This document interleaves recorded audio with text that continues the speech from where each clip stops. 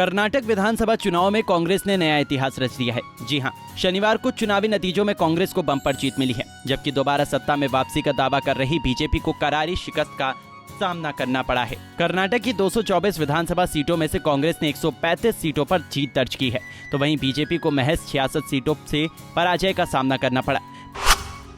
Party की शानदार जीत पर कांग्रेस नेता राहुल गांधी ने कहा, कर्नाटक में नफरत का बाजार बंद हुआ है, मोहब्बत की दुकान खुली है। कर्नाटक की जनता से हमने 5 वादे किए थे, हम इन वादों को पहले दिन पहली कैबिनेट में पूरा करेंगे।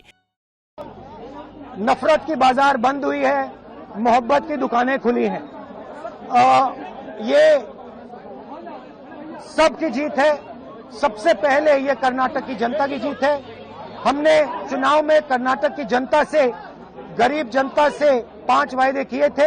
मैंने अपने भाषण में कहा, खारगे जी ने भाषण में कहा, सब नेताओं ने भाषण में कहा था कि हमारे 5 वायदे हैं, हम इन वायदों को पहले दिन पहली कैबिनेट मीटिंग में पूरा करेंगे। मैं फिर से कर्नाटक की जनता को दिल से बधाई देना चाहता हूं, धन्यवाद देना चाहता हूं। नमस्कार, जय हिंद। वहीं कांग्रेस की इस धमाकेदार जीत पर कांग्रेस जाप राष्ट्रीय अध्यक्ष पप्पू यादव ने बधाई देते हुए बीजेपी सरकार पर जमकर हमला बोला। पप्पू यादव ने कहा कि राहुल गांधी के भारत जोड़ो यात्रा का असर है। प्रधानमंत्री हमेशा चुनाव के पहले कभी कश्मीर फाइल, कभी केरला स्टोरी जैसी फिल्मों के जरिए चुनाव जीतने की कोशिश करते हैं। बजरंगबली भी इनका साथ नहीं दिए। भारत की जनता समझ गई है। मैं इस जीत के लिए राहुल गांधी को बधाई देता हूं। चलिए, 2024 का एक संदेश।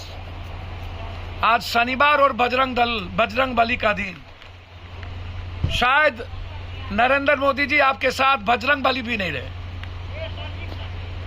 बजरंगबली को लगा कि पूरी दुनिया आस्था की ताकत के रूप में हमें भगवान के रूप में मानते हैं, और आपने उन्हें बजरंग दल के साथ जोड़ दिया।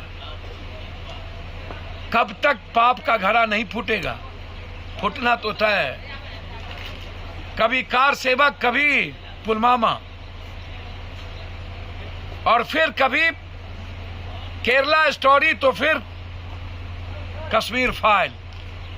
उसके बावजूद भी पूरे नफरत के बाद आप और आपकी टीम ने, और पूरी की पूरी पूंजीपति परिवार आपके लगने के बावजूद, आप कर्नाटक को नफरत के जहर में नहीं घोल पाए।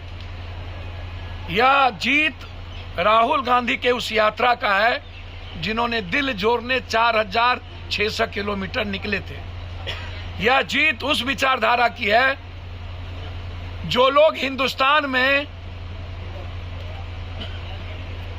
कश्मीर से कन्याकुमारी, उत्तर से दक्षिण, पूरब से पश्चिम, एक ही परिवार वसुधैव कुटुंबकम के भाव से जीना चाहता है, और संविधान को अपनी जीवन का आत्मसात कर भारत को सर्वोच्च देखना चाहता है, भारत को सर्वशक्तिमान देखना चाहता है, भारत को अर्थव्यवस्था की दुनिया का सबसे नया बनाना चाहता है, कि है जिन्होंने right of education, right of health, right of justice and right of humanity के आधार पर एक संदेश दिया। सबसे बड़ा प्रदेश कर्नाटक, मोदी जी,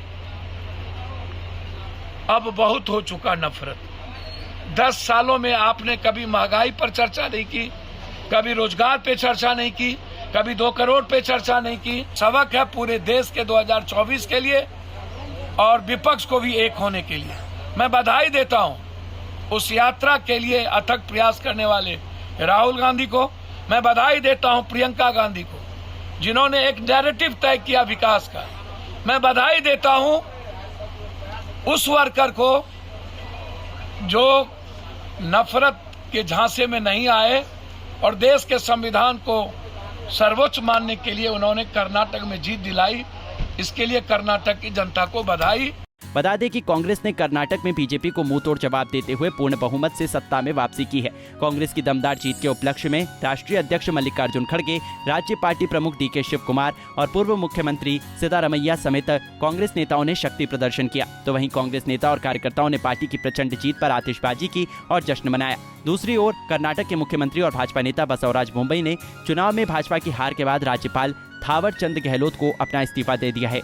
अब देखना ये होगा कि कांग्रेस की ओर से मुख्यमंत्री की कमान किस नेता को मिलेगी। राजनीतिक गलियारों में ये कयास लगाए जा रहे हैं कि सिद्धारमैया और डीके शिव कुमार को सीएम पद की दावेदारी मिल सकती है। पंजाब केसरी टीवी के लिए पटना से संजीव कुमार की रिपोर्ट।